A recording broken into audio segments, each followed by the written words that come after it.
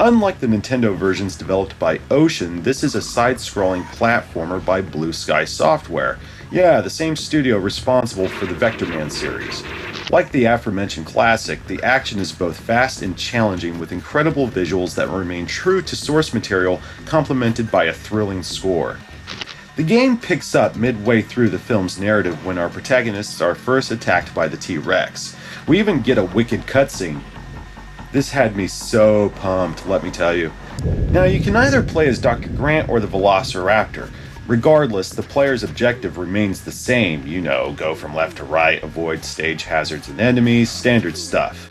If you're playing as Grant, you'll collect some weapons here and there, push a crate or two, and occasionally tango with a dino. If you're the Raptor, again, you'll push some crates, eat some guards or even some compies, then that's all she wrote. That's not a shot towards the game, mind you. Unlike some critics, I don't expect every game to reinvent its genre. Seriously, if it's done well, I'm a happy gamer. For a movie-licensed game, that may as well be a fucking miracle.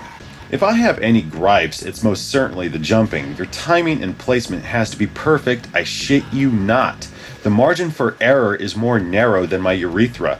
With the Raptor, it's even worse. This clever girl may be able to jump higher than Graham, but she's a big bitch and some of these platforms are smaller than my dad's dick. I feel it's safe to say that jumping her will lead to more game over screens than any other cause in the game. The digitized graphics are very fluid and sharp. I've heard many complaints that this version is too dark, but that's a steaming load of chunky dick snot. It's called Atmosphere, numbnuts. Look it up. Anyway, the environments are varied and the dinosaurs appropriately threatening. Really, I'd call this bitch a real looker.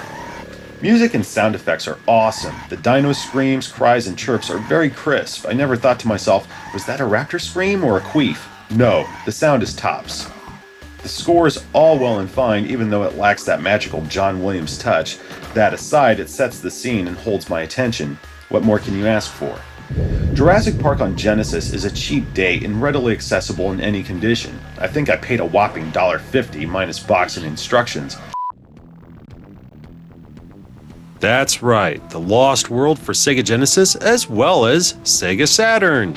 Both games were developed by Appaloosa and released by Sega, though they're radically different from one another. The Genesis version sports a top-down view, giving the player 4 levels to explore. Within these levels, you'll have to complete 3 stages in any order, unlocking a 4th that ends the level upon completion. Oddly enough, you play as Roland Tembo, the hunter looking to bag a T-Rex as payment for his services, running around, killing or capturing dinosaurs, saving scientists, and what have you. There's a lot of ground to cover here, though you can ride around in SUVs, hovercrafts, and trucks. You can kill dinosaurs you encounter or tranquilize them. Death is certainly easier, but if you should knock them out, you'll collect a JP token. Once you've collected 6, the player is gifted a care package full of health, armor, and ammo. Visually, it's very bright and reasonably smooth. The frame rate will slow to a crawl if there's too much happening on screen, though it doesn't hamper the gameplay much. No, the actual stages are quite capable of doing that on their own. Really, they're just a series of fetch quests and search and destroy missions.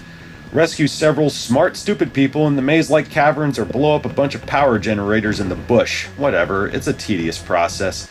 However, the final stages on every level are a real highlight because you're either whipping through a forest on your motorcycle trying to bag a raptor or being chased by a fucking T-Rex.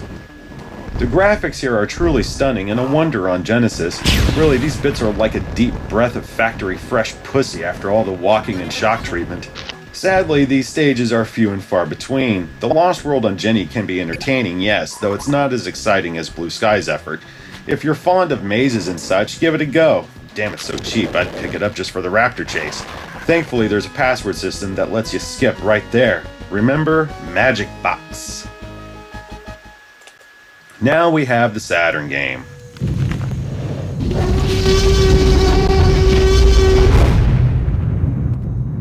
The 32-bit upgrade resulted in a 3D side-scroller. The graphics look splendid and the sound's bitchin'. When you play as either the Raptor or Tyrannosaur, there's a button where you can just shout and let it all out.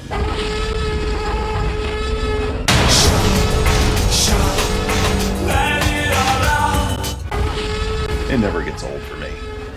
You play as 5 different characters like the Compy, Human Hunter, Raptor, T-Rex, and whatever. That sounds wonderful on paper until you realize you're forced to play as the Compy first.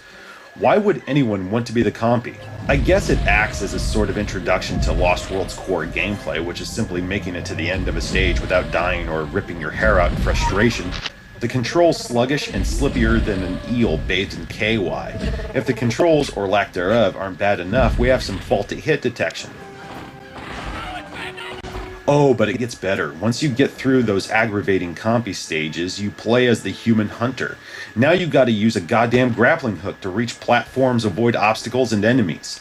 Good lord, this is so much harder than it has to be. You gotta be right on the money here, and that's some serious shit when you're being chased. When dealing with dinosaurs, running is your best option because trying to tear them down takes way more effort than necessary.